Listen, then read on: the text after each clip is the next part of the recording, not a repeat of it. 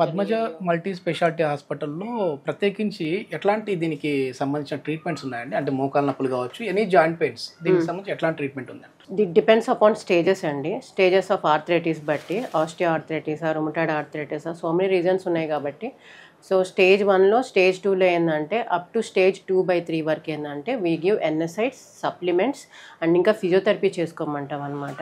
So like quad strengthening అంటే ఈ కండరం థై మజిల్ని క్వాడ్స్ అంటారు, ఈ క్వాడ్స్ అనమాట. ఈ క్వాడ్స్ అంతా కూడా స్ట్రెంత్ చేసుకోండి, ఎక్సర్సైజ్ చేసుకోండి. ఇంకా తగ్గలేదంటే మాత్రం మనం నీ ఇంజెక్షన్స్ ఇస్తాం, లైక్ హైల్డ్రోనిక్ యాసిడ్ ఇంజెక్షన్. బికాస్ ఈ కార్టిలేజ్ యాక్చువల్లీ ఎవాస్కులర్, కార్టిలేజ్ కి అసలు బ్లడ్ సప్లై ఉండదు, నరం సప్లై ఉండదు. ఈ సైనోవియమే ప్రొడక్షన్ చేయాలి. ఓకే, ఈ సైనోవియంలో మెయిన్ కాంపోనెంట్ ఏంటంటే హైల్డ్రోనిక్ యాసిడ్. అందుకే మనం హైల్డ్రోనిక్ యాసిడ్ ఇంజెక్షన్స్ ఇస్తాం అనమాట. చాలా మంది అంటారు, మేడం ఇది తింటే కార్టిలేజ్ పెరిగిద్దా, ఇది తింటే అది పెరిగిద్దా, బెండకాయలు తింటే ఏం పెరగదండి. ఏదైనా కానీ మీరు ఏది తిన్నా కానీ సైనోవియల్ ఫీడ్ కి ఏదో కొంచెం కొంత వస్తుందే తప్ప కార్టిలేజ్ మీకు తినే ఫుడ్స్ ఏమి ఉండవు. కార్టిలేజ్ పెరిగే ఫుడ్స్ లేవు. సో ఏదైనా కానీ ఈ సైనోవియల్ ఫీడ్ ప్రొడక్షన్ చేస్తేనే కార్టిలేజ్ కి ఫుడ్ వచ్చింది.